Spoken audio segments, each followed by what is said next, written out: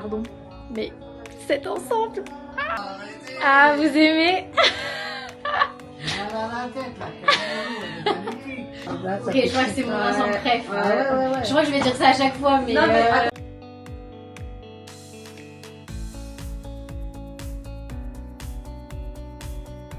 Ok, du coup aujourd'hui on part à l'atelier pour voir les derniers protos et surtout lancer des prods. Je pense que mes tissus sont en train d'arriver, donc là c'est parti. On est le 1er avril, la collection sort. Je vais pas dire le nombre de jours, mais elle sort en avril. Donc il y a du taf, c'est parti. Bonjour, ça va? Oui, très bien. Bonjour Dalida, vous allez bien? Anne, je rêvais de vous. Ah ouais, je vous traumatise, j'espère que c'était pas un cauchemar là. Je rigole. Ça va? Ça va et vous? Ça va, ça va.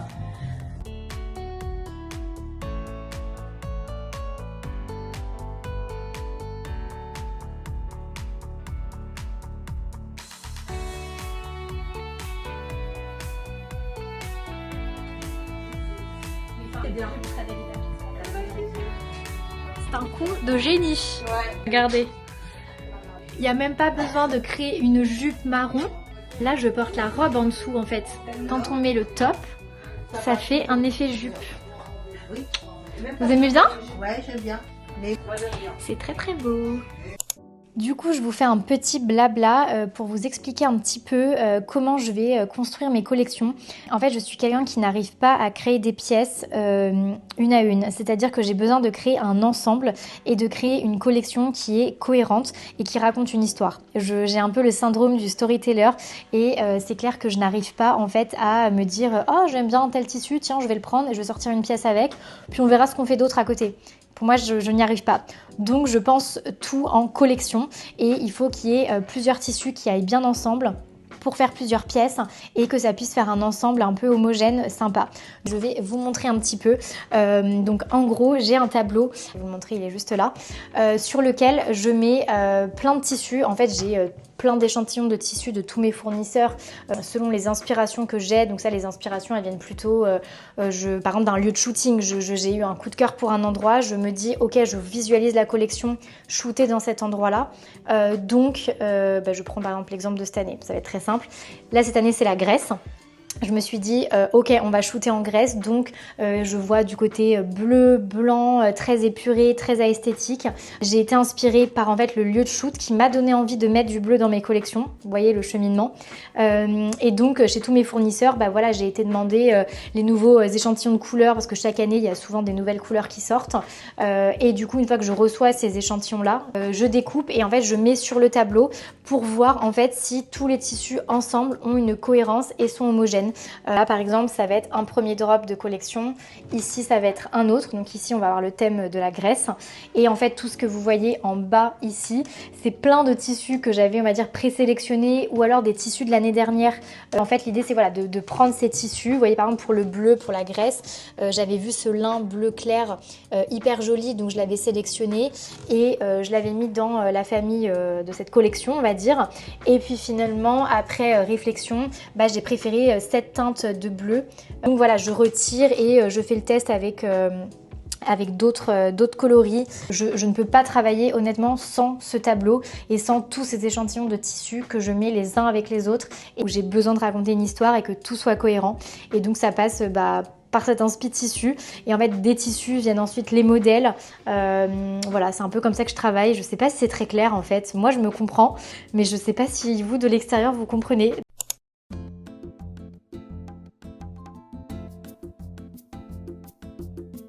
Je commence à connaître un peu les clientes, je pense que ça, elles vont aimer. Ouais. Elle peut le mettre à un mariage, elle peut le mettre au travail, elle peut le mettre pour sortir. Ouais. C'est vraiment la pièce qui est très chic et qui passe partout. Je suis très contente.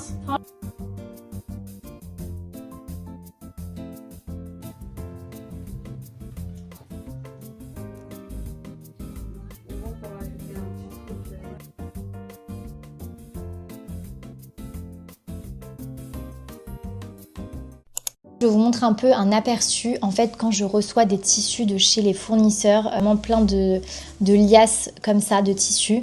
Et en fait après je vais choisir tous mes coloris. Vous voyez là c'est mon lin. Donc en fait vous voyez tous les trous qui sont là, c'est des coloris que j'ai enlevés pour mettre sur mon tableau. Voilà, en tout cas ça c'est une grosse partie du travail pour être honnête. Le fait de sélectionner les tissus, me poser dessus, je prends pas mal d'heures en vrai.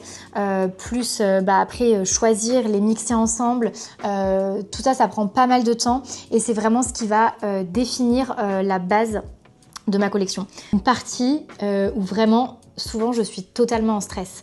En fait, c'est vrai que c'est une partie qui est hyper décisive parce que je joue l'avenir de ma collection et la réussite de ma collection parce que pour le coup, on peut faire la meilleure communication du monde, on peut faire le meilleur shoot, tout ce que vous voulez.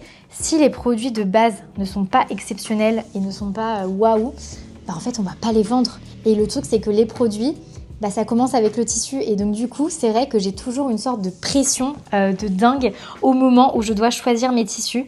Honnêtement je pense que je joue au moins 50% de la réussite de la collection, ce qui est quand même pas mal.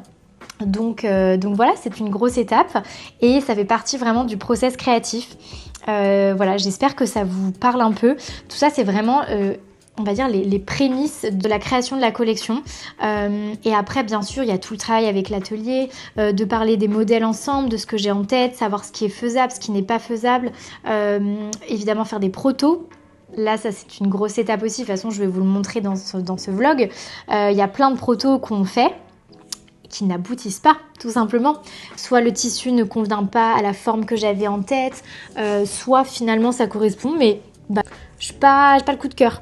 Et oui, je fonctionne aussi beaucoup au coup de cœur, que ce soit sur les tissus comme sur les modèles. C'est-à-dire que si je ne me dis pas « Waouh, j'adore » quand je vois le prototype, en principe, c'est pas bon signe. C'est un peu au feeling en fait que je fais la marque et que je fais les collections. En fait, je m'écoute, je me dis « Est-ce que moi j'aurais envie de l'acheter ?» Et si je pars du principe que bof, non, c'est que c'est un modèle qui ne doit pas sortir parce que c'est pas ce que les gens vont acheter, c'est pas ce qui va leur plaire. Moi, ça va être du temps et de l'argent dépensé pour pas grand-chose.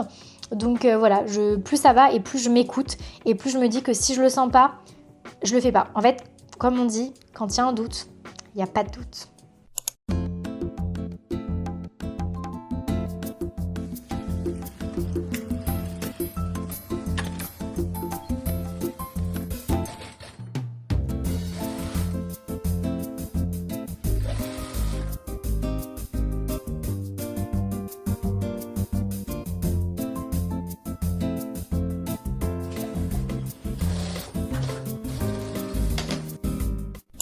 Pour revenir au process créatif, donc du coup, voilà, on a cette étape de réfléchir aux inspirations, trouver les tissus, assembler les tissus ensemble pour créer quelque chose d'homogène, puis aller à l'atelier, balancer toutes mes idées avec ma modéliste, qu'on échange ensemble, qu'elle fasse des petits croquis, etc.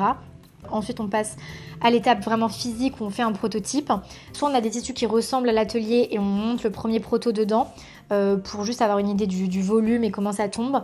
Soit le mieux, si je peux le faire, c'est de commander ce qu'on appelle des coupes-types chez mes fournisseurs. Et du coup, je commande vraiment une petite quantité de tissus pour pouvoir juste faire des prototypes avec. Et comme ça ne m'engage pas à grand chose. Ensuite, donc, on fait les prototypes. Il y a plusieurs prototypes très souvent. C'est rare qu'on fasse du premier coup, sauf quand c'est des modèles qu'on a déjà fait les années précédentes et qu'on va juste changer un petit détail. Pour tous les nouveaux modèles, souvent c'est au moins 2 prototypes, et parfois 3, mais souvent 2. Parce qu'on essaie de réduire le nombre de prototypes aussi, parce que je vous cache pas que c'est un coût très élevé. Donc voilà, on est sur ça, et une fois que les protos sont validés, on passe à la dernière étape qui est donc le montage, enfin la production. Et dans la production, il y a donc le fait de digitaliser le patronage, ensuite imprimer le patron, la coupe du tissu, puis l'assemblage. Et voilà, et puis après, on récupère les pièces. Et puis, il n'y a plus qu'à, le shooting, les mettre en scène et vous donner envie et puis les mettre sur le site. Oh, c'est quoi ce petit cheveu là? Puis après, il y a bien sûr tout le reste que je gère aussi seule, mais qui n'est pas de la partie créative, donc je ne vais pas trop développer dans cette vidéo. Mais voilà, sachez que après c'est moi qui envoie les commandes, c'est moi qui gère le SAV, c'est moi qui gère les réseaux sociaux, qui gère le site, qui gère tout, parce que je suis toute seule. Je n'ai que mon atelier qui fait la partie technique des vêtements. J'avoue que des fois c'est dur, ça fait partie des trucs qui me trigger un peu. Les trucs les plus durs depuis que j'ai lancé la marque il y a 3 ans, c'est le fait d'être seule. Être seule pour à la fois célébrer les victoires, c'est hyper frustrant. Être seule quand il y a des coups durs et des problèmes à gérer, c'est aussi hyper difficile, il faut vraiment avoir les épaules. Et puis juste en termes de charge de travail, c'est hyper dur parce que je fais pas que ma marque, c'est encore une fois un side project. Donc voilà, je fais au mieux pour tout et j'espère que ça vous convient quand même. Tous ceux qui ont pu acheter, j'espère que l'expérience client était quand même chouette, même si c'est pas digne d'une grande marque qui a une grosse équipe autour d'elle. Mais en tout cas, c'est fait avec le cœur, ça vous pouvez en être certain, parce que je peux vous assurer que... en fait, si on n'est pas passionné par ce qu'on fait, on ne continue pas. Ça fait 3 ans, honnêtement, je m'épuise en termes de temps passé, en termes de stress, de charge mentale, d'anxiété, de problèmes à résoudre, d'argent aussi qu'on se le dise, ça coûte très cher d'avoir une marque et de faire en plus de ça du Made in France. Si on n'est pas passionné, honnêtement, on arrête. Parce que, on ne peut pas juste le faire pour la gloire ou pour juste se dire c'est un hobby, trop bien, trop sympa, j'ai une marque de vêtements. Honnêtement, vu tout ce que ça incombe d'avoir la marque, c'est vraiment que je suis passionnée si je continue et je vous cache pas qu'il y a eu des fois où j'avais envie d'arrêter. Des fois où il y avait juste trop de galères, trop de choses à gérer, où j'étais juste fatiguée, épuisée moralement et où je me disais mais j'en peux plus, pourquoi je m'inflige ça ? Et il y avait quelques semaines comme ça un peu de battement où j'avais plus l'envie. Et puis après, à un moment donné, je tombe sur un tissu coup de cœur et là, je me dis « Oh, mais il faut que je fasse 7 pièces dedans !» Je vais à l'atelier, je leur dis « Ok, on lance un prototype dans ce modèle, j'adore !» Et en fait, je me rends compte que je suis animée par ça et que en tout cas, pour l'instant, j'ai pas envie d'arrêter. Et que c'est plus... oui, il y a plein de galères, oui, c'est dur, mais pour l'instant, la balance est quand même toujours dans le positif et du coup, on continue. Parfois, vraiment, des jours où ça va pas, où vraiment j'en ai marre, j'ai envie d'arrêter, ce jour-là, je vais recevoir un message de l'une d'entre vous qui va, en fait, changer ma journée. Je pense que vous en rendez vraiment pas compte parce que pour vous, c'est rien. Pour vous, c'est juste un message, un petit mot, un mail envoyé au service client. Pour moi, honnêtement, ça m'a déjà donné l'envie de continuer la marque, donc c'est énorme et je vous remercie. Vos messages, vos mots, vous allez juste me dire « Coucou Océane », juste pour te dire qu'aujourd'hui, j'ai porté... telle pièce de ta collection et j'ai eu que des compliments, je me suis sentie hyper jolie. Merci à toi d'avoir créé cette pièce. Je peux vous dire que j'ai déjà chialé devant ce genre de message parce que des jours où t'es en détresse, où tu n'en peux plus, où t'es fatiguée, qu'on se le dise, je ne gagne pas d'argent, c'est-à-dire que je fais du bénéfice sur ma société et sur ma marque, mais je réinvestis tout. Donc moi, à titre perso, je ne me prends pas de salaire. Donc vraiment, je le fais par passion et par envie, parce que ça m'anime et que c'est mon rêve de petite fille, cette marque. Mais je ne fais pas ça pour l'argent, je ne fais pas ça pour la gloire. Je sais pas comment vous dire en fait. Il suffit d'un message comme ça, de votre part.